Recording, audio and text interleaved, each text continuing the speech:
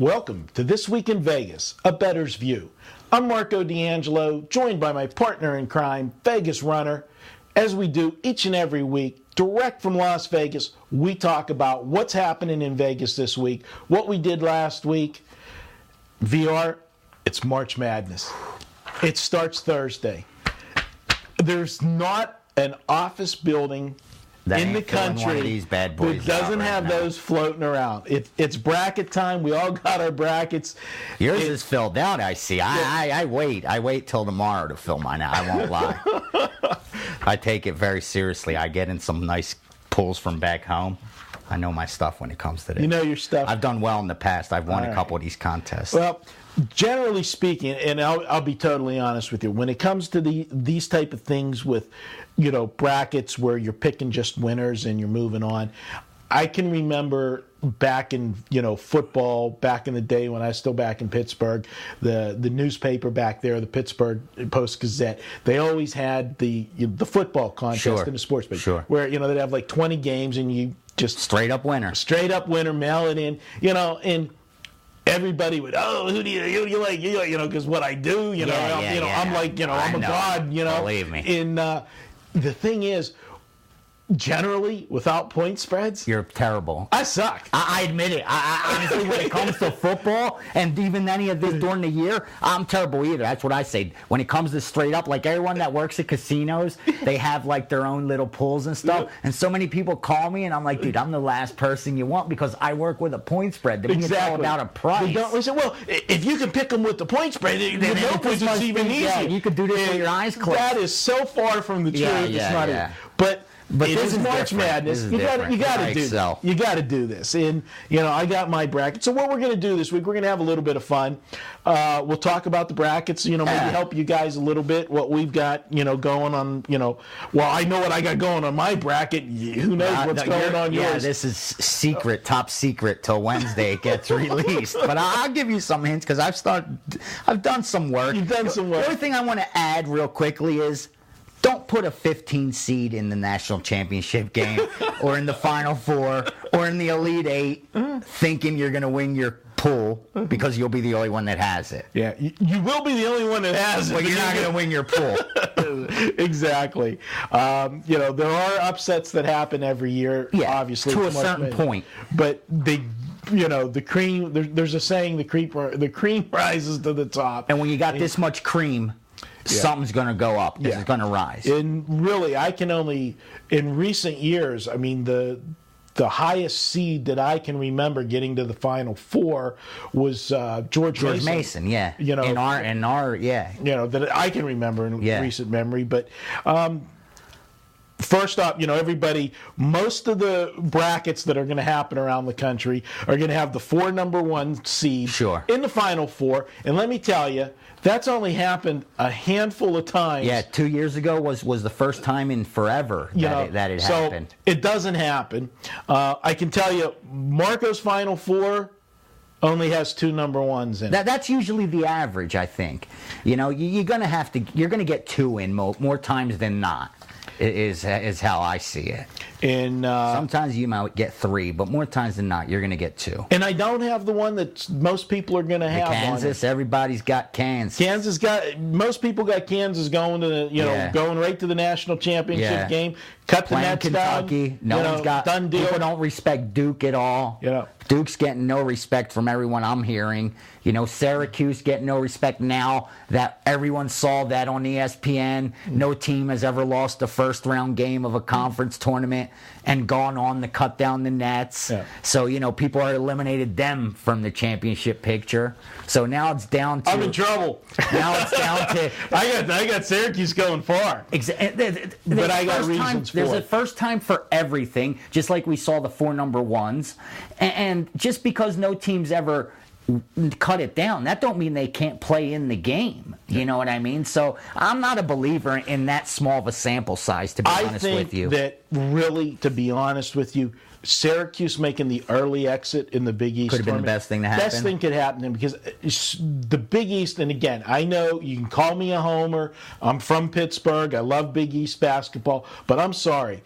Big East basketball is the best conference there is in basketball.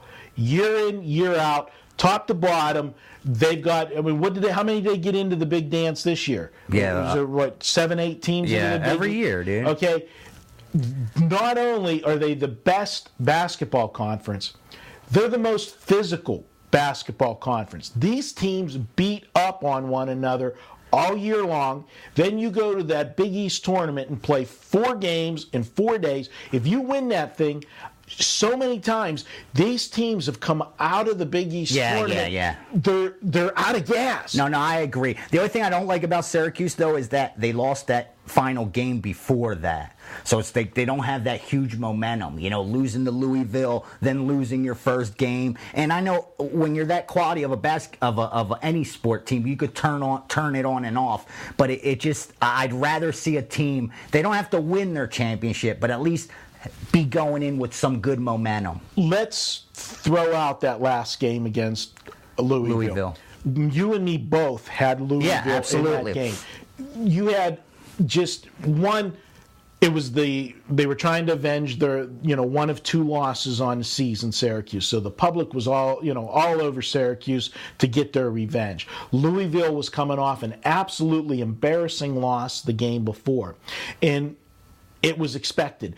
The game before, when they got blown out, the game coming up was the final home game of the season. Start with, it's senior night. They were playing number 1 ranked Syracuse. Sure.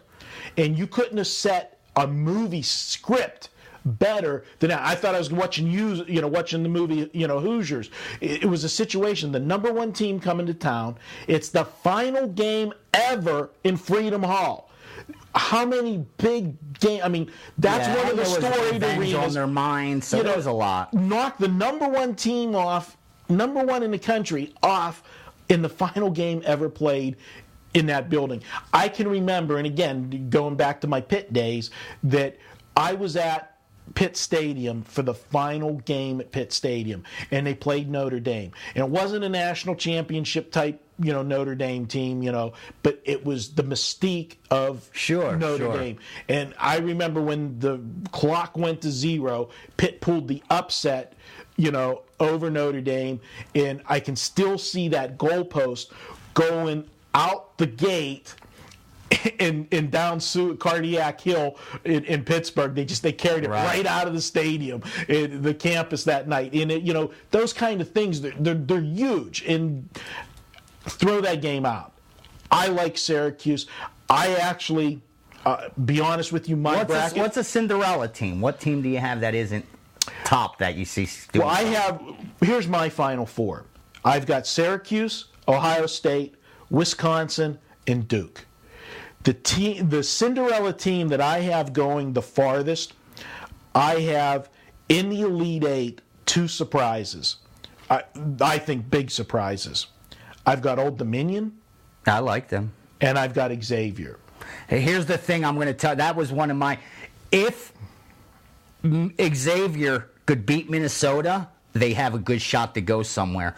But with that said, Minnesota's also that team. I'm telling you right now, if Minnesota beats Xavier, they're going to create problems. They're going to be that team that's going to go farther than anyone expected. I'm telling you now, I did work on that matchup, and that was the hardest one so far for me to pick. And I think it's going to be a problem for my bracket because on one side, if Xavier wins this game, they're going to go far. But I think Minnesota, if they could get over them, they're going to upset a lot of teams. So that's a key game for me. That's one of them games I'm going to love watching for sure. Well, I have Syracuse and Duke playing in a national championship. I like Duke too. I'm one of the believers in Duke, and that's a team that's burned me in the past, but I tell it the way it is. Every game for me is a new game. Every day is a new day. Seconds. Bottom line, I make Duke, you hear it right here first, a favorite over every team in this field. At least a 1-point favorite over Kansas, a higher favorite over the rest. Duke is favored over any team on this field. Don't listen to ESPN. VR's telling you here. All right. Well, he's telling you Duke. I'm telling you Duke and Syracuse. Listen to ESPN, but not the fools. All right, guys. Hey, time flies. This is This Week in Vegas. He's Vegas Runner. I'm Marco D'Angelo. We'll be back next week. We'll see how far our bracket got screwed up next week, but I think we'll be okay. Good luck this week, guys.